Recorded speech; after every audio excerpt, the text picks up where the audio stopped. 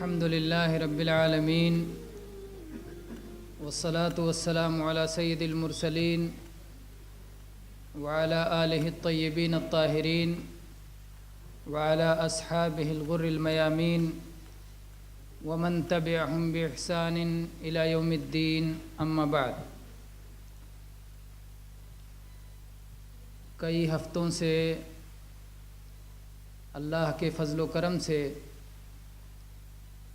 ہمارا یہ درس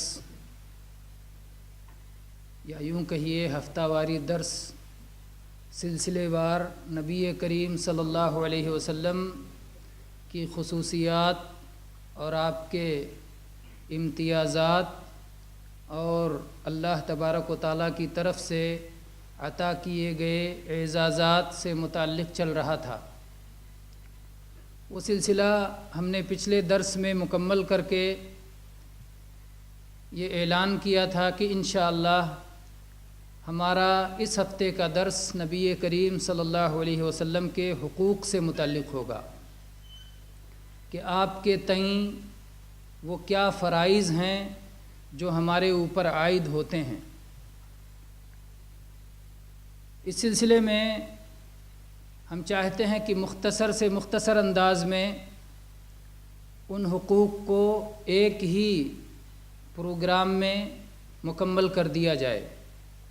ظاہر بات ہے ان کی اگر تفصیل کی جائے تو بہت ساری باتیں آئیں گی، لیکن اختصار کے ساتھ چند بڑے اور اہم حقوق کا تذکرہ کریں گے. لہذا سب سے پہلا حق جو جناب محمد رسول اللہ صلی اللہ علیہ وسلم کا آپ کے ماننے والوں پہ ہوتا ہے وہ یہ ہے کہ وہ آپ پر ایمان لائیں. حیرت کی بات ہے کہ ایمان والوں پر یہ ذمہ داری ہے کہ آپ پر ایمان لائیں. جو آپ پر ایمان نہیں لائے ان پر بھی ذمہ داری ہے کہ آپ پر ایمان لائیں، اور جو ایمان لائے ہوئے ہیں ان پر بھی ذمہ داری ہے، ان کا بھی حق ہے کہ ایمان لائیں. جو ایمان میں داخل ہو چکا وہ کیسے داخل ہو پھر سے، اور جو نہیں داخل ہوا اس کا تو داخل ہونا سمجھ میں آتا ہے. جو نہیں داخل ہوا وہ ایمان میں داخل ہو جائے، اور جو داخل ہو چکا ہے وہ مکمل طور سے داخل ہو جائے، وہ صحیح طور سے داخل ہو جائے، وہ تکمیل کر لے. کیا دلیل ہے اس بات کی کہ جناب محمد رسول اللہ صلی اللہ علیہ وسلم کا ہمارے اوپر حق یہ ہے کہ ہم آپ پر ایمان لائیں؟ اس کی دلیل سورہ تغابن کی آیت نمبر 136 ہے. اللہ تبارک و تعالیٰ نے ارشاد فرمایا یا ایھا الذین آمنوا آمنوا باللہ ورسولہ، اے وہ لوگو جو ایمان لائے ہو ایمان لے آؤ اچھی طرح اللہ اور اس کے رسول پر. اللہ اور اس کے رسول پر اگر کوئی ایمان لانا چاہتا ہے تو سب سے پہلے کیا کرنا پڑے گا؟ نیا سوال نہیں ہے، پرانا سوال ہے. اگر کوئی شخص اللہ اور اس کے رسول پہ ایمان لانا چاہتا ہے اسے کیا کرنا پڑے گا؟ دل سے، زبان سے اشہد اللہ الہ الا اللہ اور اشہد ان محمدن عبدہ ورسولہ کا اقرار کرنا پڑے گا، دل اور زبان سے. اب آپ یہ غور کریں کہ اگر اس کو درست کر لیا جائے تو رسول اللہ صلی اللہ علیہ وسلم کا حق آپ نے ادا کیا. اور اگر یہی ٹھیک نہیں رہا، جن دو باتوں کا اقرار کرنا ہے، لا الہ الا اللہ کا اور محمد الرسول اللہ کا، اللہ پر ایمان کا اور رسول پر ایمان کا، اگر یہی ٹھیک نہیں رہا تو باقی کسی کا ٹھیک رہنا قابل قبول نہیں ہے. اور محمد الرسول اللہ صلی اللہ علیہ وسلم پر ایمان لانے کا تقاضا یہ ہے کہ آپ کا کلمہ محمد الرسول اللہ سے پڑھنے سے پہلے لا الہ الا اللہ پڑھنا ہے. توحید پہلے درست کرنا ہے، پھر محمد الرسول اللہ پر ایمان قابل قبول ہے. لا الہ الا اللہ میں جہاں کھوٹ ہو گیا، لا الہ الا اللہ میں جہاں گڑبڑ ہو گئی، لا الہ الا اللہ کو جس نے نہیں سمجھا محمد الرسول اللہ صلی اللہ علیہ وسلم تک وہ پہنچے گا ہی نہیں. پہلے لا الہ الا اللہ ہے، پھر محمد الرسول اللہ ہے. تو یہ پہلا حق ہے، ہر ایمان والے پر پہلا حق ہے کہ انکار اور اقرار کو سمجھے. کس بات کا انکار کر رہا ہے لا الہ الا اللہ سے، اور کس بات کا اقرار کر رہا ہے لا الہ الا اللہ سے، اور کس بات کا اعتراف کر رہا ہے محمد الرسول اللہ کا کلمہ پڑھ کر کے. ہم نے شرک کا انکار کیا، لا الہ الا اللہ توحید کا اقرار کیا. شرک کا انکار، توحید کا اقرار. اللہ تعالیٰ کہہ رہا ہے ایمان لے آؤ. کس کو فرما رہا ہے ایمان لے آؤ؟ ایمان والوں کو اللہ تعالیٰ فرما رہا ہے یا ایھا الذین آمنوا آمنوا باللہ ورسولہ. اے وہ لوگوں جو ایمان لائے ہو اللہ اور اس کے رسول پر اچھی طرح ایمان لے آؤ. صرف دعوے نہ کرو، منمانیاں نہ کرو، اپنی مرضی نہ چلاؤ، اپنے خواہشات کے حساب سے نہ چلو، بلکہ ایمان لانے کا جو تقاضا ہے، اللہ تبارک و تعالیٰ جس طرح آپ سے ایمان چاہتا ہے، اللہ اور اس کے رسول کی جو مراد ہے، جو ان کا مقصود ہے، جو ان کا مطلوب ہے، اس کے مطابق ایمان لاؤ. یا ایھا الذین آمنوا آمنوا باللہ ورسولہ. اے وہ لوگوں جو ایمان لائے ہو اچھی طرح اللہ اور اس کے رسول پر ایمان لے آؤ. اللہ نے جو کتاب اتاری ہے اس کے مطابق ایمان لاؤ. اللہ کے نبی صلی اللہ علیہ وسلم نے جو حدیث عطا کی ہے، جو آپ زندگی گزار کے جو سیرت دے کے گئے ہیں، جو صحابہ کرام کا نمونہ چھوڑ کے گئے ہیں، اس کے مطابق اپنی زندگی گزارو، اس کے مطابق اپنا ایمان بناؤ. فَإِنْ آمَنُوا بِمِثْلِ مَا آمَنْتُمْ بِهِ فَقَدْ اهْتَدَوْا. اگر لوگ صحابہ کے ایمان کی طرح ایمان لاتے ہیں تو ہدایت پہ ہیں، اور اگر صحابہ کا راستہ چھوڑ دیا، منمانی کرنا شروع کر لیا تو وہ قابل قبول نہیں ہوگا. تو جناب محمد الرسول اللہ صلی اللہ علیہ وسلم کا جو پہلا حق ہے ہمارے اوپر کہ ہم آپ پر ایمان لائیں، اچھی طرح ایمان لائیں. اسی طرح سے اللہ تعالیٰ نے اسی معنی کو سورہ حدید کی آیت نمبر 28 میں بھی بیان فرمایا. اللہ تعالیٰ نے فرمایا یا ایھا الذین آمنوا اتقوا اللہ وآمنوا برسولہ. اے وہ لوگوں جو ایمان لائے ہو اللہ سے ڈر جاؤ اور اس کے رسول پر ایمان لے آؤ. جو ایمان کا تقاضا ہے، رسول کو رسول مانو، رسول کو اللہ نہ بناؤ. رسول کو رسول مانو، رسول کو فرشتہ نہ بناؤ. رسول کو رسول مانو، رسول کو عام انسانوں جیسا نہ بناؤ، بلکہ وہ انسان جس پر وحی آئی ہے ویسا بناؤ. انسان ہیں، انسانیت کا انکار نہیں کرنا ہے. بشر ہیں، بشر ہونے کا انکار نہیں کرنا ہے. انسانوں میں سے رسول بن کے آئے ہیں، اس کا انکار نہیں کرنا ہے.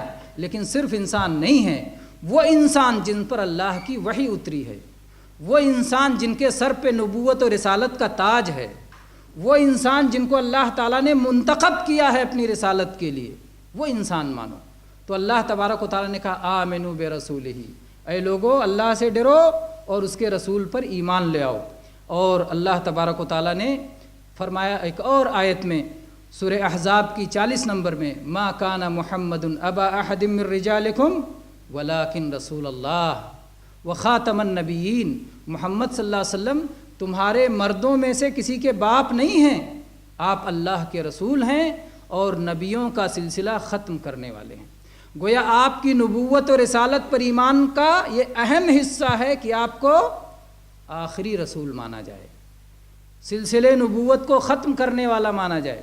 آپ کی نبوت پہ بہت سارے لوگ ایمان لانے میں غلطی کرتے ہیں. وہ کہتے ہیں نبی تو ہیں، مانتے ہیں نبی ہیں، لیکن صرف عربوں کے لیے نبی ہیں. کچھ لوگ کہتے ہیں ہاں مانتے ہیں نبی ہیں، لیکن صرف مسلمانوں کے نبی ہیں. کوئی کہتا ہے مانتے ہیں نبی ہیں، لیکن آخری نہیں ہے، آپ کے بعد بھی نبی آتے رہیں گے. کچھ کہتے ہیں مانتے ہیں نبی ہیں، لیکن اس کے بعد یہ اور یہ اور یہ کچھ ایسی کنڈیشن کر دیتے ہیں کہ آپ کی نبوت پہ ایمان لانے کے جو تقاضے ہیں اسے پورا نہیں کرتے، تو وہ ایمان نہیں لائے. نبی کریم صلی اللہ علیہ وسلم پہ ایمان کا تقاضا یہ ہے کہ آپ کو نہ صرف نبی اور رسول مانا جائے بلکہ آخری نبی اور آخری رسول مانا جائے، اور آپ پر دین کو مکمل مانا جائے. آپ کے بعد دین میں اضافہ نہیں کیا جا سکتا، بدعات ایجاد نہیں کی جا سکتی ہیں، جیسا کہ مزید اور حقوق کا انشاءاللہ بیان ہوگا تو اس میں تفصیل آئے گی.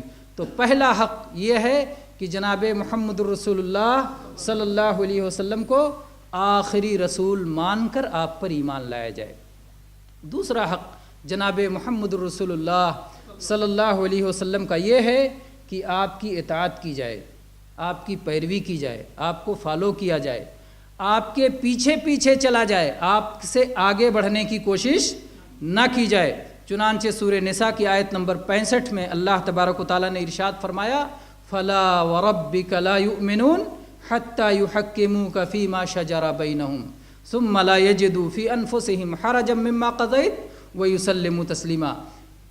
آپ کے رب کی قسم ہے اے اللہ کے نبی صلی اللہ علیہ وسلم، وہ لوگ ہرگز ایمان والے نہیں ہو سکتے جب تک اپنے اختلافی معاملات میں آپ کو جج نہ بنا لیں، آپ کو فیصلہ کرنے والا نہ بنا لیں، اور اس کے بعد جو آپ کی طرف سے فیصلہ آ جائے اس کو قبول کرنے میں اپنے دل میں کسی طرح کی تنگی اور حرج محسوس نہ کریں اور اپنا سر تسلیم پوری طرح خم کر دیں۔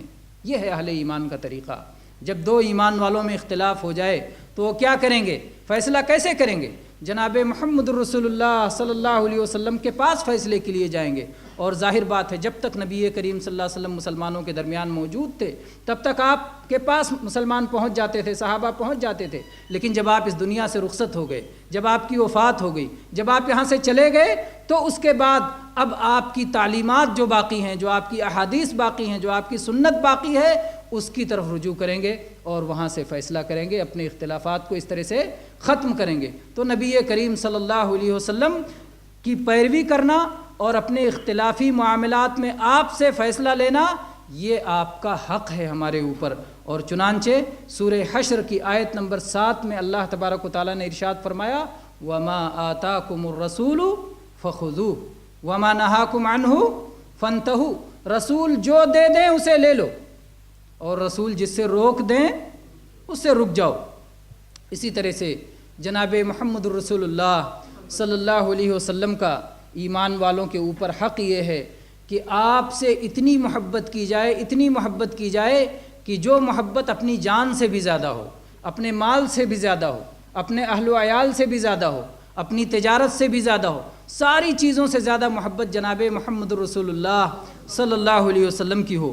اور اگر یہ محبت نہ ہو، کسی کے دل میں دوسری چیزوں کی محبتیں زیادہ ہوں، تو اس شخص کو سورہ توبہ کی آیت نمبر 24 پڑھ لینا چاہیے، جس میں اللہ تعالیٰ نے وعید سنائی ہے۔ اللہ تعالیٰ نے فرمایا قُلْ إِنْ كَانَ أَبْنَاؤُكُمْ قُلْ إِنْ كَانَ آبَاؤُكُمْ وَأَبْنَاؤُكُمْ وَإِخْوَانُكُمْ وَأَزْوَاجُكُمْ وَعَشِيرَتُكُمْ وَأَمْوَالٌ اقْتَرَفْتُمُوهَا وَتِجَارَةٌ تَخْشَوْنَ كَسَادَهَا وَمَسَاكِنُ تَرْضَوْنَهَا أَحَبَّ إِلَيْكُم مِّنَ اللَّهِ وَرَسُولِهِ وَجِهَادٍ فِي سَبِيلِهِ فَتَرَبَّصُوا حَتَّى يَأْتِيَ اللَّهُ بِأَمْرِهِ وَاللَّهُ لَا يَهْدِي الْقَوْمَ الْفَاسِقِينَ۔ اللہ تعالیٰ نے فرمایا کہ لوگو، اگر تمہارے باپ دادا اور تمہارے بیٹے پوتے اور تمہارے بھائی برادر اور تمہارے جوڑے، مرد ہو تو عورتیں بیویاں، اور عورتیں ہوں تو شوہر، تو اور تمہارے جوڑے اور تمہارے خاندان اور وہ تمہارے مال جن کو تم نے کما رکھا ہے، اور وہ تمہاری تجارتیں جن کے مندہ پڑنے کا تمہیں خوف لگا رہتا ہے، اور وہ تمہارے گھر اور تمہاری رہائش گاہیں جن کے اندر تم خوش رہتے ہو، اگر یہ ساری چیزیں اللہ اور اس کے رسول سے اور اس کی راہ میں جہاد سے زیادہ محبوب ہیں تو انتظار کرو یہاں تک کہ اللہ کا حکم آ جائے۔ اور یاد رکھو کہ اللہ تبارک و تعالیٰ فاسق لوگوں کو راہ راست نہیں دکھاتا، ان کو ہدایت نہیں دیتا۔ تو اللہ تبارک و تعالیٰ نے یہاں کیا کہا؟ اگر تم کو اللہ رسول سے زیادہ یہ چیزیں محبوب ہیں تو پھر اللہ تبارک و تعالیٰ کی وعید کا، اللہ تبارک و تعالیٰ کی سزا کا، اللہ کے عذاب کا انتظار کرو۔ تو سخت وعید ہے۔ اور جناب محمد رسول اللہ صلی اللہ علیہ وسلم نے ارشاد فرمایا، صحیح بخاری میں 15 نمبر پہ یہ حدیث موجود ہے، اور صحیح مسلم میں 44 نمبر پر یہ حدیث موجود ہے۔ نبی کریم صلی اللہ علیہ وسلم نے فرمایا لا یؤمن احدکم حتی اکون احب الیہ من والدہ وولدہ والناس اجمعین، کہ تم میں سے کوئی شخص اس وقت تک کامل ایمان والا نہیں ہو سکتا جب تک کہ اپنے والد سے اور اپنے بچوں سے بلکہ ساری انسانیت سے زیادہ جناب محمد رسول اللہ صلی اللہ علیہ وسلم سے محبت نہ کرنے لگے۔ میرے بھائیو، محبت ایسی چیز ہے جو گھٹتی بڑھتی ہے، محبت ایسی چیز ہے جو اختیاری ہوتی ہے، اضطراری بھی ہوتی ہے۔ جناب محمد الرسول اللہ صلی اللہ علیہ وسلم کی محبت جو شرعی محبت ہے وہ اختیاری محبت ہے، ہمیں وہ محبت اختیار کرنا ہے، وہ محبت اختیار کرنا ہے، اپنے اندر پیدا کرنا ہے۔ چنانچہ عمر رضی اللہ عنہ کا واقعہ جو صحیح حدیث میں آیا ہے وہ یاد کیجئے کہ اللہ کے نبی کریم صلی اللہ علیہ وسلم سے عمر رضی اللہ عنہ نے کہا کہ اے اللہ کے نبی، آپ مجھے تمام چیزوں سے زیادہ محبوب ہیں سوائے میری جان کے۔ اللہ کے نبی کریم صلی اللہ علیہ وسلم نے فرمایا نہیں عمر، نہیں، ابھی تم کامل مسلمان نہیں ہوئے۔ انہوں نے غور کیا، سوچا، پھر اپنے آپ کو اس مقام پہ لے گئے کہ اپنی جان سے بھی زیادہ نبی کریم صلی اللہ علیہ وسلم کی محبت ہے۔ آپ نے کہا اے اللہ کے نبی، آپ مجھے میری جان سے بھی زیادہ محبوب ہیں، میری جان جائے تو جائے، نبی کریم صلی اللہ علیہ وسلم کی اطاعت میں، آپ پر ایمان میں، آپ کے حقوق کی ادائیگی میں کمی نہیں آئے گی۔ مجھے اپنی جان پیچھے، میں جان کو چھوڑتا ہوں، آپ کے حق جو ہے، آپ کے حق کا جو تقاضا ہے اس کو میں پہلے ادا کروں گا۔ تو جب انہوں نے یہ کہا تو اللہ کے نبی صلی اللہ علیہ وسلم نے فرمایا الآن یا عمر، اب ایمان مکمل ہو گیا۔ تو یہ حق ہے نبی کریم صلی اللہ علیہ وسلم کا کہ تمام چیزوں سے زیادہ آپ سے محبت ہو۔ اور پھر جناب محمد الرسول اللہ صلی اللہ علیہ وسلم کا یہ حق بھی یاد رکھیں محبت کے ساتھ ساتھ کہ محبت ہوگی لیکن غلو نہیں ہوگا، حد سے زیادتی نہیں ہوگی۔ آپ کو جو مقام اللہ تعالیٰ نے دیا ہے اس مقام سے آپ کو آگے نہیں بڑھایا جائے گا۔ چنانچہ قرآن پاک میں بھی اللہ تبارک و تعالیٰ نے اس سے روکا ہے، اور نبی کریم صلی اللہ علیہ وسلم نے اپنی احادیث مبارکہ میں بھی اس سے روکا ہے۔ چنانچہ اللہ تبارک و تعالیٰ نے قرآن پاک میں سورہ آل عمران کی آیت نمبر 128 میں ارشاد فرمایا لیس لک من الامر شیء، لیس لک من الامر شیء او یتوب علیہم او یعذبہم فانہم ظالمون۔ اے اللہ کے نبی صلی اللہ علیہ وسلم، آپ کے ہاتھ میں کچھ نہیں ہے، لیس لک من الامر شیء، آپ کے ہاتھ میں کوئی اختیار نہیں ہے۔ اللہ تعالیٰ چاہے تو انہیں توبہ کی توفیق دے، اللہ تعالیٰ چاہے تو انہیں توبہ کی توفیق سے محروم کر دے اور انہیں عذاب دے، کیونکہ وہ ظالم ہیں۔ اللہ کے نبی کریم صلی اللہ علیہ وسلم کے جب دندان مبارک غزوہ احد کے موقع پر شہید کر دیے گئے تو اللہ کے نبی صلی اللہ علیہ وسلم نے فرمایا کیف یفلح قوم شجوا نبیہم، وہ قوم کیسے کامیاب و کامران ہو سکتی ہے جس نے ابھی اپنے نبی کو زخمی کر دیا، نبی کے چہرے کو خون آلود کر دیا، کیسے کامیاب ہوں گے؟ اللہ تعالیٰ نے اس پر یہ آیت نازل فرمائی کہ آپ کے ہاتھ میں کوئی اختیار نہیں ہے۔ اسی طرح سے جب بعض صحابہ کرام کو کچھ لوگوں نے لے جا کر کے دھوکے سے قتل کر دیا، صحابہ کرام کو شہید کر دیا، اللہ کے نبی کریم صلی اللہ علیہ وسلم نے صلاۃ کے اندر قنوت نازلہ پڑھ پڑھ کے نام لے لے کر کے ان پر بد دعا کی، اور آپ کئی دنوں تک بلکہ 1 مہینہ تک ان کے خلاف بد دعا کرتے رہے تو اللہ نے آیت اتار دی کہ اللہ کے نبی آپ کے ہاتھ میں کچھ نہیں ہے، آپ کے ہاتھ میں اختیار نہیں ہے، اللہ چاہے گا انہیں عذاب دے گا، چاہے گا انہیں توبہ کی توفیق دے گا، وہ مسلمان ہو جائیں گے، جنت میں جائیں گے۔ جو آج لوگ کہتے ہیں آپ مختار کل ہیں، ساری چیزوں کا اختیار آپ کے ہاتھ میں ہے، جنت آپ کے ہاتھ میں، جہنم آپ کے ہاتھ میں، یہ نبی کریم صلی اللہ علیہ وسلم کی شان میں غلو ہے، جس کو نبی کریم صلی اللہ علیہ وسلم قطعاً پسند نہیں فرماتے تھے۔ نہ نظم میں یہ پسند، نہ نثر میں یہ پسند، نہ کوئی عام بول چال میں غلو کی بات کر سکتا ہے، نہ نعت اور منقبت میں غلو کی بات کر سکتا ہے۔ چنانچہ آپ جانتے ہیں کہ نبی کریم صلی اللہ علیہ وسلم ایک بار ایک شادی میں گئے اور وہاں بچیاں گیت گا رہی تھیں، نابالغ، اس میں سے ایک بچی نے کہا وَفِينَا نَبِيٌّ يَعْلَمُ مَا فِي غَدِ، ہمارے اندر ایک نبی ہیں جو عالم الغیب ہیں، ہمارے ایک اندر نبی ہیں جو کل کی بات جانتے ہیں۔ اللہ کے نبی کریم صلی اللہ علیہ وسلم نے فوراً ٹوکا، کیونکہ آپ غلط بات پہ کبھی خاموش نہیں رہتے تھے۔ اللہ کے نبی صلی اللہ علیہ وسلم نے فرمایا دعی ھذا، اس کو چھوڑو، چپ ہو جاؤ، اس کو چھوڑو، وقولی ما کنتی تقولین، اور اس کے سوا جو کچھ کہہ رہی تھی اسے کہتی رہو، اسے کہتی رہو۔ تو جو حق ہے نبی کریم صلی اللہ علیہ وسلم کی نعت میں، منقبت میں، تعریف میں بھی وہی باتیں کہی جائیں گی جو حق بات ہوں گی، ہم اس میں اپنی طرف سے کسی باطل کا اضافہ نہیں کر سکتے، باطل سے روکا جائے گا، باطل سے منع کیا جائے گا۔ تو اللہ تعالیٰ نے اللہ کے نبی کریم صلی اللہ علیہ وسلم پہ جب یہ دین نازل کیا تو اس سے پہلے جن امتوں پر دین اترا تھا، جو موسیٰ علیہ السلام کے ماننے والے تھے، جو عیسیٰ علیہ السلام کے ماننے والے تھے، ان کو اللہ تبارک و تعالیٰ نے باقاعدہ ان کے بارے میں فرمایا کہ وہ گمراہی کا سبب کیا بنا کہ انہوں نے یہی غلو اختیار کیا تھا، حد سے آگے بڑھ گئے تھے۔ قل یا اہل الکتاب لا تغلوا فی دینکم، اللہ تعالیٰ نے فرمایا کہ اے کتاب والو اپنے دین میں غلو سے کام نہ لو، حد سے تجاوز نہ کرو، جو دین اللہ نے دیا ہے وہ دین تمہارے لیے کافی ہونا چاہیے، اسی پر بس کرو جو دین ملا ہے۔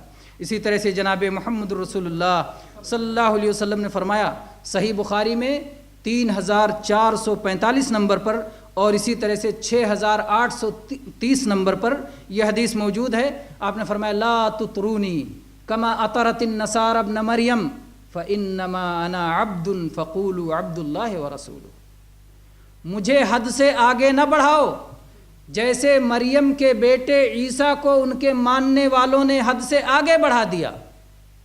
کیسے حد سے آگے بڑھا دیا؟ ان کو اللہ کا بیٹا کہنے لگے، تین کا تیسرا کہنے لگے، ان کی جو ہے ان سے دعائیں مانگنے لگے، ان سے سمجھنے لگے کہ وہ ان کے ضروریات کی پورا کریں گے، جنت و جہنم کے مالک ان کو سمجھنے لگے، اللہ کا حصہ سمجھنے لگے، اور یہ سمجھنے لگے کہ وہ آئے اور وہ پھانسی پر چڑھ گئے اور سب کے لیے نجات کا سبب ہو گئے، ان کی بدولت پوری امت معاف ہو گئی۔ تو اس طرح کے جو تصورات ان کے اندر آئے، اللہ تبارک و تعالیٰ نے کہا یہ غلو مت کیا کرو، اور اللہ کے نبی کریم صلی اللہ علیہ وسلم نے فرمایا کہ میرے بارے میں اطراء سے، غلو سے، حد سے تجاوز کرنے سے کام مت لو۔ میں کون ہوں؟ فَإِنَّمَا أَنَا عَبْدٌ فَقُولُوا عَبْدُ اللَّهِ وَرَسُولُهُ، میں اللہ کا بندہ ہوں، مجھے اللہ کا بندہ کہو، اللہ کا رسول کہو۔ کلمہ میں بھی اسی کا اقرار کرتے ہیں نا، اشہد ان محمدن عبدہ ورسولہ، میں گواہی دیتا ہوں اس بات کا کہ محمد صلی اللہ علیہ وسلم اللہ کے بندے ہیں، اللہ کے غلام ہیں، اللہ معبود ہے، آپ عبد ہیں، اور اللہ کے آپ رسول ہیں۔ پہلے عبودیت کا اللہ تعالیٰ نے اقرار لے لیا تاکہ کہیں ایسا نہ ہو کہ کچھ لوگ غلو کر کے رسالت کا مقام دیکھ کر کے وہ غلو کر کے آپ کو عبدیت کے مقام سے اٹھا کر کے آپ کو معبودیت کے مقام پہ پہنچا دے۔ تو اللہ تبارک و تعالیٰ نے اسی لیے جہاں جو بڑے بڑے مقامات تھے، جہاں اللہ نے آپ پر بڑا بڑا انعام کیا، سب جگہ آپ کو عبد سے یاد کیا۔ سبحان الذی اسریٰ بعبدہ، پاک ہے وہ ذات جو راتوں رات اپنے بندے کو لے کے گیا۔ الحمدللہ الذی انزل علی عبدہ الکتاب، ہر قسم کی تعریف اس اللہ کے لیے جس نے یہ کتاب قرآن مجید اپنے بندے پہ نازل فرمائی۔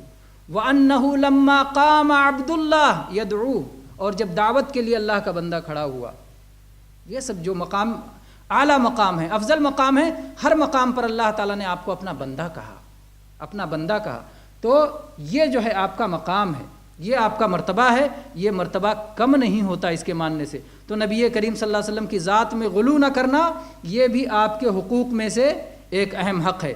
اسی طرح سے جناب محمد رسول اللہ صلی اللہ علیہ وسلم کا حق یہ بھی ہے کہ جب کوئی شخص آپ کے معاملے میں توہین کا رویہ اپنائے، گستاخی کا رویہ اپنائے، آپ کی ذات کے اور عظمت کے معاملے میں وہ رویہ اپنائے جو کہ ناگوار اور ناپسندیدہ ہے، تو اس کا دفاع کیا جائے، بدلہ لیا جائے، یہ بھی ہے، حق ہے۔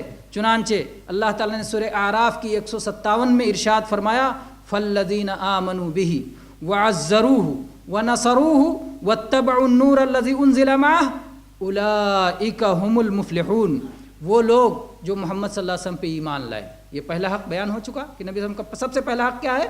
آپ پہ ایمان لایا جائے۔ تو وہ لوگ جو آپ پہ ایمان لائے، وَعَزَّرُوهُ، اور جن لوگوں نے آپ کی تعظیم و توقیر کی، اور وَنَصَرُوهُ، اور آپ کی مدد کی، جہاں آپ کو حمایت کی ضرورت ہو، مدد کی ضرورت ہو تو وہاں پر وہ کھڑے ہو گئے۔ وَاتَّبَعُوا النُّورَ الَّذِي أُنزِلَ مَعَهُ، اور ان لوگوں نے اس نور کی پیروی کی جو آپ کے ساتھ اتارا گیا ہے۔ آپ کے ساتھ کون سا نور اتارا گیا ہے؟ قرآن مجید اتارا گیا ہے۔ تو گویا منمانی نہیں چلتے رہے، روشنی میں چلتے ہیں، دلیل پہ چلتے ہیں۔ جو آپ پہ ایمان لانے والے ہیں اندھیرے میں ٹامک ٹوئیاں نہیں مارتے، روشنی ہے ان کے پاس، اجالا ہے ان کے پاس، علم ہے ان کے پاس، دلیل ہے ان کے پاس، بصیرت ہے ان کے پاس، اس کی پیروی کرتے ہیں۔ وَاتَّبَعُوا النُّورَ الَّذِي أُنزِلَ مَعَهُ، وہ لوگ اس نور کی پیروی کرتے ہیں جو ان کے اوپر اترا ہے۔ أُولَئِكَ هُمُ الْمُفْلِحُونَ، یہی لوگ تو کامیاب ہیں۔ کامیابی چاہتے ہیں تو کامیاب لوگوں کے یہ نشانیاں بتائی گئیں، یہ علامات بتائی گئیں، ان کو لے کر کے ہی آدمی کامیاب ہو سکتا ہے۔ اسی طرح سے جناب محمد الرسول اللہ صلی اللہ علیہ وسلم کے حقوق میں سے یہ بھی ہے کہ ہم آپ کی دعوت کو آگے بڑھائیں۔ آپ کی جو دعوت جس کو پھیلانے کے لیے آپ آئے تھے اسے ہم بھی پھیلائیں۔ کیا دلیل ہے اس بات کی؟ اللہ تبارک و تعالیٰ نے سورہ یوسف کی آیت نمبر 108 میں ارشاد فرمایا، قُلْ هَٰذِهِ سَبِيلِي أَدْعُو إِلَى اللَّهِ أَنَا وَمَنِ اتَّبَعَنِي أَدْعُو إِلَى اللَّهِ عَلَى بَصِيرَةٍ أَنَا وَمَنِ اتَّبَعَنِي۔ قل، اے اللہ کے نبی کہہ دیجئے، کیا کہہ دیجئے؟ قُلْ هَٰذِهِ سَبِيلِي، کہہ دیجئے یہ میرا راستہ ہے، یعنی یہ میرا راستہ ہے، واضح ہے، معلوم ہے، چھپا ہوا نہیں ہے، سب کے لیے واضح ہے۔ کیا ہے وہ راستہ؟ هَٰذِهِ سَبِيلِي أَدْعُو إِلَى اللَّهِ، میں اللہ کی طرف بلاتا ہوں۔ یہ میرے بھائی پہچان ہے، یاد رکھیں۔ نبی کریم صلی اللہ علیہ وسلم کے جو پیروکار ہوتے ہیں اپنی طرف نہیں بلاتے، اپنی قوم کی طرف نہیں بلاتے، ملک و وطن کی طرف نہیں بلاتے، رنگ و نسل کی طرف نہیں بلاتے، اولیاء انبیاء فرشتوں کی طرف نہیں بلاتے، اللہ کی طرف بلاتے ہیں۔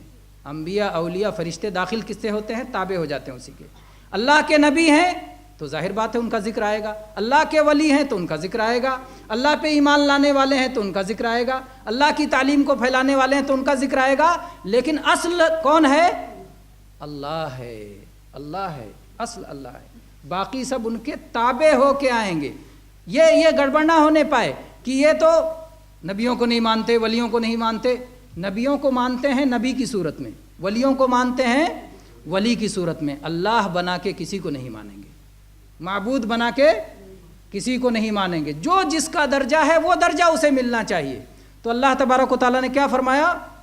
قُلْ هَٰذِهِ سَبِيلِي، اے اللہ کے نبی فرما دیجئے کہ یہ میرا راستہ ہے، ادعو الی اللہ، میں اللہ کی طرف دعوت دیتا ہوں، میں اللہ کی طرف بلاتا ہوں، علی بصیرۃ انا، میں بصیرت پر ہوں، ومن اتبعنی، اور جو میرے پیروکار ہیں ان کا بھی یہی معاملہ ہے۔ تو جو بھی پیروکار ہے، جو بھی ایمان والا ہے، اس کا راستہ اسے معلوم ہے، وہ اللہ کی طرف بلاتا ہے، وہ بھی بصیرت پہ ہوتا ہے۔ بصیرت کسے کہتے ہیں؟ بصارت سنا ہے؟ بصارت آنکھوں کی روشنی کو بصارت کہتے ہیں، بصیرت دل کی روشنی کو بصیرت کہتے ہیں۔ آنکھوں کی روشنی سے آپ دیکھتے ہیں، دل کی روشنی علم ہے، علم کے ذریعے آپ چیزوں میں تمیز اور فرق کرتے ہیں۔ تو اللہ کے نبی کریم صلی اللہ علیہ وسلم کو اللہ تعالیٰ نے بتایا کہ کہہ دیجئے کہ میرے ماننے والے اور میں، ہم علم کی بنیاد پہ ہوتے ہیں، بصیرت کی بنیاد پہ ہوتے ہیں، دلائل کی بنیاد پہ ہوتے ہیں، حجت و برہان ہمارے پاس ہوتا ہے، ہم یوں ہی باتیں نہیں کرتے۔ تو یہ ہے اہل ایمان پر نبی کریم صلی اللہ علیہ وسلم کا ایک حق کہ آپ کی دعوت کو سمجھیں اور اسے دعوت کو آگے بڑھائیں۔ آپ کی دعوت کیا ہے؟ اللہ تعالیٰ کی طرف بلانا۔ آپ کی دعوت کیا ہے؟ لا الہ الا اللہ۔ آپ کی دعوت کیا ہے؟ کلمہ توحید۔ آپ کی دعوت کیا ہے؟ شرک کا انکار۔ آپ کی دعوت شرک کا انکار کے بغیر توحید مکمل نہیں ہو سکتا۔ جو نبی کریم صلی اللہ علیہ وسلم کی دعوت نہیں سمجھے گا وہ نبی کریم صلی اللہ علیہ وسلم کا حق ادا کرنے والا کبھی نہیں ہو سکتا۔ اسی طرح سے جناب محمد الرسول اللہ صلی اللہ علیہ وسلم کے حقوق میں سے یہ بھی ہے کہ آپ کی توقیر و تعظیم کی جائے۔ اللہ تبارک و تعالیٰ نے سورہ فتح کی آیت نمبر 8-9 میں ارشاد فرمایا، اِنَّا أَرْسَلْنَاكَ شَاهِدًا وَمُبَشِّرًا وَنَذِيرًا وَدَاعِيًا إِلَى اللَّهِ بِإِذْنِهِ وَسِرَاجًا مُنِيرًا۔ اے اللہ کے نبی، ہم نے آپ کو شاہد بنا کے بھیجا، ہم نے آپ کو مبشر بنا کے بھیجا، ہم نے آپ کو نذیر بنا کے بھیجا، ہم نے آپ کو یہ سب بنا کے کس لیے بھیجا؟ یہ سارے مقام کس لیے دیے؟ تاکہ اللہ پر ایمان لائیں، اور تاکہ رسول پر ایمان لائیں، اور تاکہ ان کی تعظیم و توقیر کریں، وَتُعَزِّرُوا وَتُوَقِّرُوا، ان کی تعظیم اور توقیر کریں اور اللہ کی تسبیح کریں صبح و شام۔ تو اللہ تعالیٰ نے اس میں جو یہ سارے مقام دیے نبی کریم صلی اللہ علیہ وسلم کو، اس لیے لِتُعَزِّرُوا، تاکہ آپ کی تعظیم ہو، آپ کی توقیر ہو۔ تو آپ کی تعظیم و توقیر زندگی میں بھی تھی اور وفات کے بعد بھی یہ تعظیم و توقیر باقی ہے اور قیامت تک باقی رہے گی۔ قبر پہ جا کے کوئی شور مچائے، آپ کی مسجد میں جا کے کوئی شور مچائے، آپ صلی اللہ علیہ وسلم کی حدیث آ جائے اور اس کے مقابلے میں کوئی اپنی بات رکھے، یہ سب قابل قبول نہیں ہے۔ نبی کریم صلی اللہ علیہ وسلم کی بات آ گئی، آپ کا کلام آ گیا، آپ کا دین آ گیا، آپ کی شریعت آ گئی، اس کے سامنے کسی کو حق نہیں ہوتا ہے کہ اپنی آواز بلند کرے۔ اللہ کے نبی کی آواز سب سے بلند ہوگی، سب سے اونچی ہوگی۔ اسی طرح سے جناب محمد رسول اللہ صلی اللہ علیہ وسلم کے حقوق میں سے یہ ہے کہ آپ کی محبت کے بعد آپ کے اہل و عیال سے، آپ کے رشتہ داروں سے، آپ کے ازواج مطہرات سے، آپ کے صحابہ کرام سے، اور آپ کے دین کو پھیلانے والوں سے، آپ کی حدیث کو پڑھنے پڑھانے والوں سے، ان سب سے بھی محبت رکھی جائے۔ کیا دلیل ہے؟ اس سلسلے میں ایک آیت دلیل کے طور پر بہت سارے لوگ پیش کر دیتے ہیں اور وہ دلیل نہیں ہے، اس لیے اسے سمجھا دینا ضروری ہے۔ مسئلہ اپنی جگہ صحیح ہے، لیکن اس مسئلے کے لیے یہ آیت دلیل نہیں ہے۔ یہ کیوں سمجھا دینا ضروری ہے؟ کیونکہ اس آیت کی وجہ سے اہل بدعت اپنی بدعت ثابت کرتے ہیں۔ اللہ تعالیٰ نے قرآن پاک میں سورہ شورى کی آیت نمبر 23 میں ارشاد فرمایا، قُلْ لَا أَسْأَلُكُمْ عَلَيْهِ أَجْرًا إِلَّا الْمَوَدَّةَ فِي الْقُرْبَى۔ اے اللہ کے نبی آپ کہہ دیجئے کہ میں تم سے اپنے اس کام پر کوئی بدلہ نہیں چاہتا سوائے محبت کے جو قریبیوں میں ہے، الا المودہ سوائے محبت کے، فی القربہ جو رشتہ داری کی وجہ سے ہے۔ کیا مطلب؟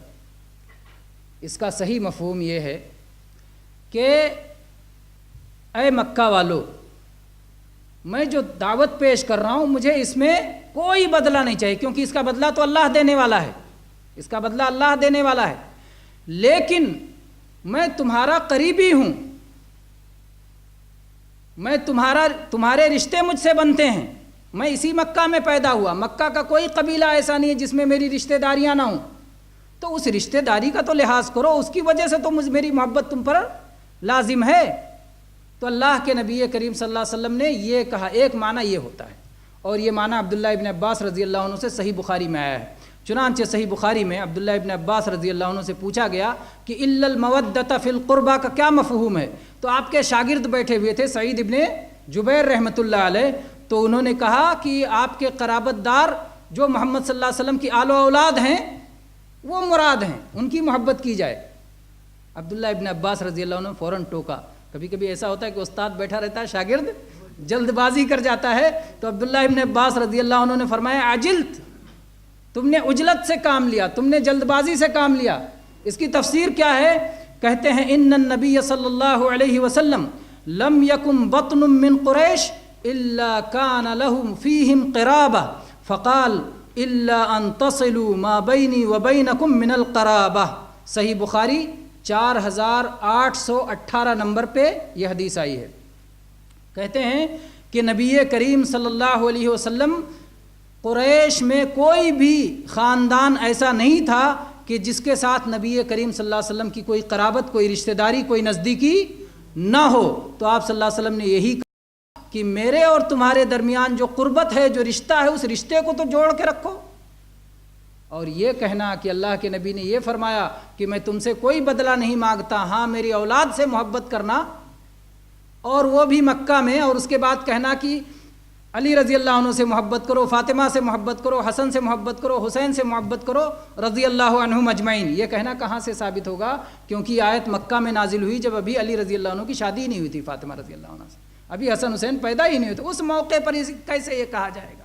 تو اس لیے اس میں حسن و حسین اور اسی طرح سے آل رسول جن کو کہا جاتا ہے، ان کو اس آیت میں داخل نہیں کیا جا سکتا ہے، کسی صورت میں یہ معنی بنے گا نہیں، یہ معنی درست نہیں ہے، اور یہ اس موقع پر کہا جانے کا کوئی تک ہی نہیں ہوتا ہے۔ اسی طرح سے دوسرا معنی اس کا ایک اور اہل علم نے بیان کیا، اور عبداللہ ابن عباس رضی اللہ عنہ سے وہ معنی بھی آیا ہے کہ آپ نے فرمایا الا المودۃ فی القربى، البتہ قل لا اسألکم علیہ اجرا، اے اللہ کے نبی کہہ دیجئے میں تم سے کوئی بدلہ نہیں مانگتا، کوئی بدلہ نہیں مانگتا، الا المودہ، مگر میں چاہتا ہوں کہ تم اللہ سے محبت کرو، فی القربى، ایسے کاموں کے ذریعے جن سے تم اللہ کے نزدیک بن جاؤ، اللہ کے نزدیکی بن جاؤ، تو اللہ کا تقرب حاصل کرو اللہ سے محبت کر کے، اللہ کی اطاعت کر کے، اللہ کی فرما برداری کر کے۔ تو یہ ایک معنی ہے اور یہ ایک معنی، یہی دو معنی درست ہے، یہی دو معنی درست ہے۔ اس آیت سے آل رسول کی محبت کا مطالبہ کیا گیا ہے۔ بعض تو اتنی گمراہی میں پڑ جاتے ہیں یہ آیت پڑھ کر کے، کہتے ہیں اللہ نے کچھ نہیں مانگا، نہ نبی کی اطاعت مانگی، نہ نبی کی محبت مانگی، نہ اللہ کی محبت مانگی، کہا کہ میرے آل رسول سے محبت کرو۔ اعوذ باللہ من الشیطان الرجیم۔ یہ معنی نہیں ہے اس آیت کا، اور نہ یہ معنی کسی طرح سے کسی بھی قیمتی کلام کا ہو سکتا ہے۔ بہرحال تو یہ آیت اللہ تعالیٰ نے جو یہاں فرمایا، اور قرآن پاک کی اور بہت ساری آیات ہیں جس میں نبیوں نے کہا ہے اپنی اپنی قوموں سے کہ ہمیں تم سے کوئی اجر نہیں چاہیے۔ تو اجر تو انبیاء مانگتے ہی نہیں، انبیاء کا اجر کون دینے والا ہے؟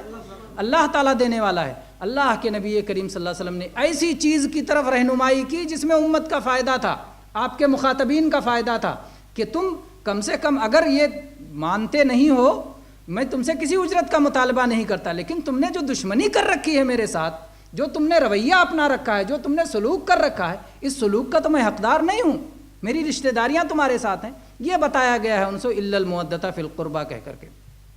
دوسری آیت اس تعلق سے کہ جس میں نبی کریم صلی اللہ علیہ وسلم کا حق جو ہمارے اوپر بنتا ہے وہ حق ہمیں بتایا گیا، یہ سورہ احزاب کی آیت نمبر 6 ہے۔ اللہ تعالیٰ نے فرمایا النبی اولیٰ بالمؤمنین من انفسہم وازواجہ امہاتہم۔ نبی کریم صلی اللہ علیہ وسلم مومنین کے معاملے میں ان کی اپنی جان سے بھی زیادہ حقدار ہیں، اپنی جان سے بھی زیادہ قریبی ہیں۔ اللہ کے نبی زیادہ قریبی ہیں ہمارے لیے، سب سے زیادہ قریبی، سب سے زیادہ قیمتی چیز، سب سے زیادہ جس کا ہم حق اپنے اوپر سمجھتے ہیں وہ اپنی جان کا ہوتا ہے، کہ اپنی جان بچانے کے لیے کچھ بھی کریں گے، ہے نا۔ اللہ تعالیٰ نے فرمایا کہ تمہاری جان سے بھی زیادہ جس کا حق ہے تمہارے اوپر، وہ کس کا ہے؟ جناب محمد الرسول اللہ صلی اللہ علیہ وسلم کا حق ہے تمہارے اوپر۔ اللہ کے نبی صلی اللہ علیہ وسلم کا حق ہے تو بہت بڑا حق ہے۔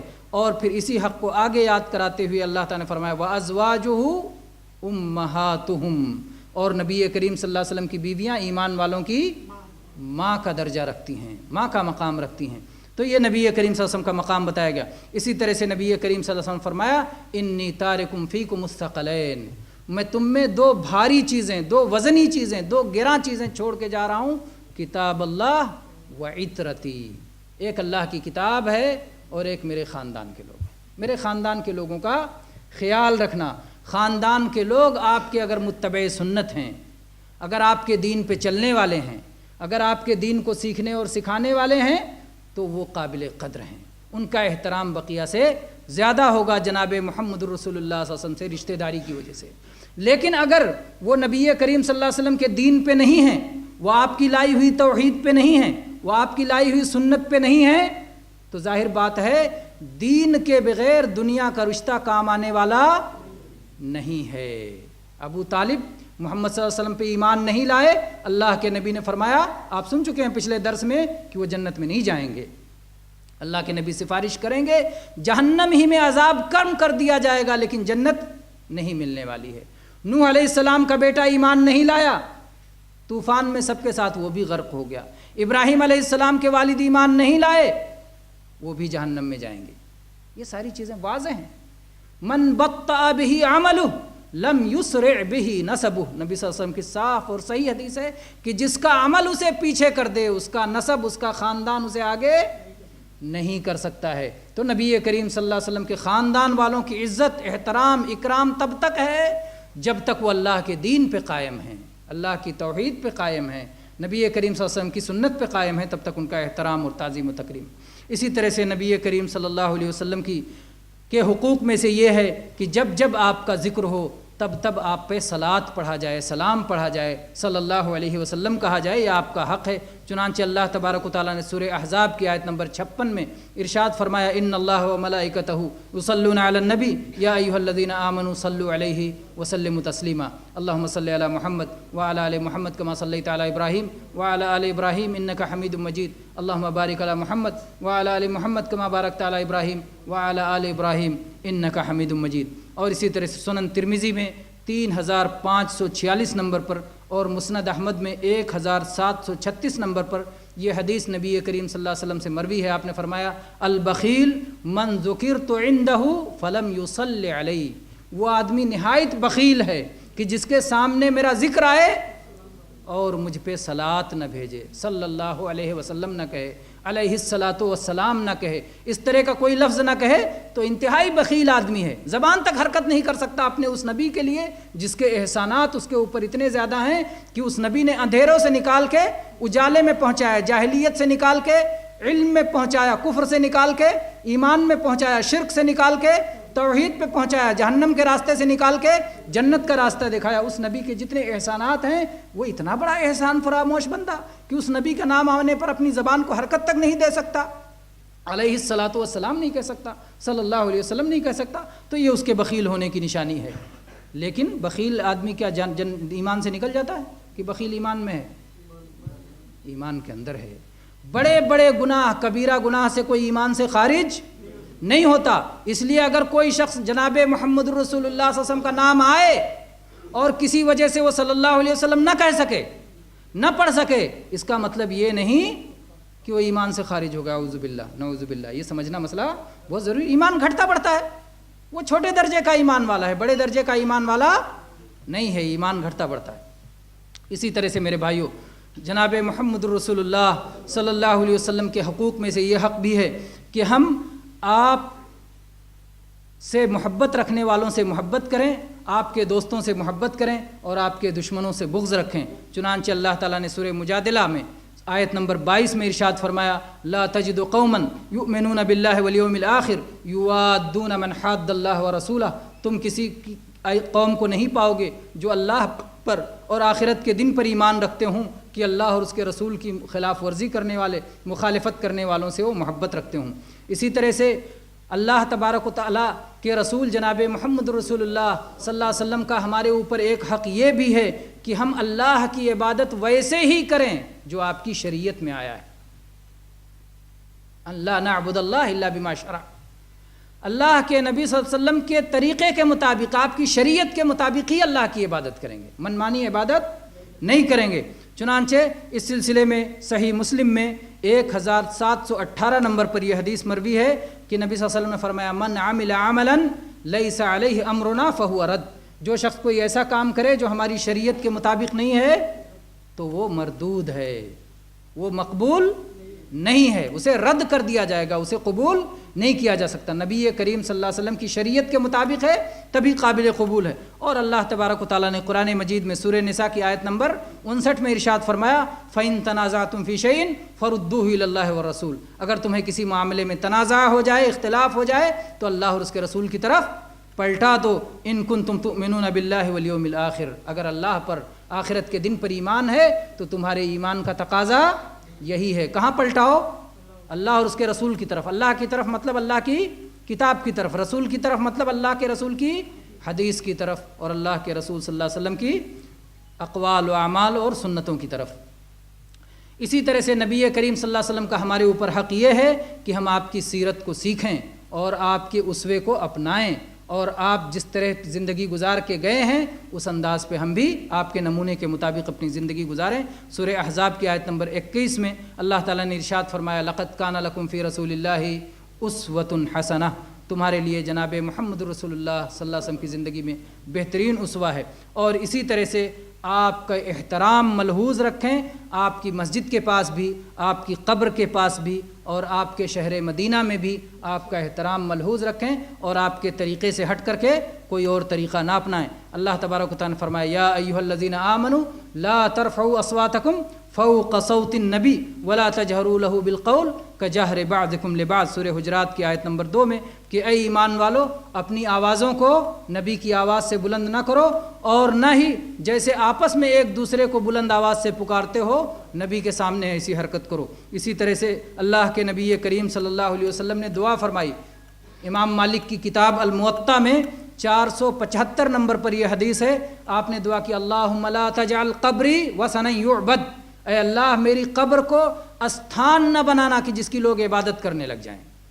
تو آپ کے احترام کا تقاضا یہ ہے کہ آپ کی قبر پر میلہ جیسی صورتحال نہ پیدا کی جائے اور استھان جیسی صورتحال نہ پیدا کی جائے، اور اگر آپ کی قبر کی زیارت کی جائے تو قبر کی طرف منہ کر کے دعا نہ کیا جائے بلکہ قبلہ کی طرف منہ کر کے دعا کیا جائے، اور وہاں پر بآواز بلند جو ہے آواز بلند نہ کیا جائے جس سے آپ کو تکلیف ہو، بلکہ پست آواز میں، دھیمی آواز میں آپ پہ درود پڑھا جائے اور آپ کے لیے دعا کیا جائے۔ اسی طرح سے مدینہ کو حرم مانا جائے، حرم تسلیم کیا جائے، یہ بھی آپ کے حقوق میں سے ہے، کیونکہ اللہ کے نبی صلی اللہ علیہ وسلم نے فرمایا انی حرمت المدینہ کما حرم ابراہیم و مکہ، جیسے ابراہیم علیہ السلام نے مکہ کو حرم قرار دیا، میں نے مدینہ کو حرم قرار دیا۔ صحیح بخاری میں 2129 نمبر پر یہ حدیث ہے، اور صحیح مسلم میں 1360 نمبر پر یہ حدیث ہے کہ مدینہ بھی حرم ہے جیسے مکہ حرم ہے، اور حرم کے جو تقاضے ہیں وہ تقاضے سارے مدینہ کے پورے کیے جائیں۔ لیکن جیسا کہ میں نے پہلے بھی بتایا کہ غلو نہ کرنا یہ نبی صلی اللہ علیہ وسلم کا حق ہے۔ کوئی جائے مدینہ میں تو کہے کہ ننگے پیر چلوں گا، کوئی مدینہ کی مٹی اٹھا کے آنکھوں میں لگائے کہ سرما لگاؤں گا، تو یہ سب غلو ہے۔ نبی کریم صلی اللہ علیہ وسلم مدینہ ہی میں رہتے تھے، آپ کے صحابہ اسی مدینہ میں رہتے تھے، نبی کریم صلی اللہ علیہ وسلم اسی مدینہ کی سرزمین میں اور آپ کے صحابہ اسی مدینہ کی سرزمین پہ قضائے حاجت کیا کرتے تھے، پیشاب پاخانہ کیا کرتے تھے۔ کوئی کہے نہیں میں مدینہ سے جلدی بھاگ جاؤں گا، باہر نکل جاؤں گا تاکہ مدینہ شہر میں مجھے پیشاب پاخانہ نہ کرنا پڑے، تو یہ غلو کر رہا ہے، یہ نبی کریم صلی اللہ علیہ وسلم کے طریقے کو چھوڑ رہا ہے۔ جو مدینہ کی خاک مدینہ کو جو آنکھوں کا سرما بنا رہا ہے وہ غلو کر رہا ہے۔ نبی کریم صلی اللہ علیہ وسلم اور آپ کے صحابہ نے مدینہ کی خاک کو آنکھوں کا سرما نہیں بنایا۔ جو گنبد خضرا پہ نگاہ ڈٹائے دور تک دیر تک دیکھتا رہتا ہے اور سمجھتا ہے کہ یہ بھی کوئی عبادت ہے، تو وہ نبی کریم صلی اللہ علیہ وسلم کے دین میں منمانی کر رہا ہے، بدعت ایجاد کر رہا ہے، آپ کے دین میں اضافہ کر رہا ہے۔ یہ ساری چیزیں قابل قبول نہیں ہو سکتی۔ نبی کریم صلی اللہ علیہ وسلم کا اگر حق ادا کرنا چاہتے ہیں تو وہ حقوق ادا کریں جو نبی کریم صلی اللہ علیہ وسلم سکھا کے گئے ہیں، بتا کے گئے ہیں۔ قرآن پاک میں جن حقوق کا اللہ تبارک و تعالیٰ نے ہمارے لیے ذکر کیا ہے، اس کے طرف سے اپنی طرف سے کوئی حق ہم کو بنانے کی اجازت نہیں ہے۔ اللہ تبارک و تعالیٰ سے دعا ہے کہ اللہ تبارک و تعالیٰ ہم سب کو جناب محمد رسول اللہ صلی اللہ علیہ وسلم کا حق پہچاننے کی توفیق عطا فرمائے اور اسے ادا کرنے کی توفیق عطا فرمائے، آمین۔ وآخر دعوانا ان الحمد للہ رب العالمین وصلی اللہ علی نبینا وسلم۔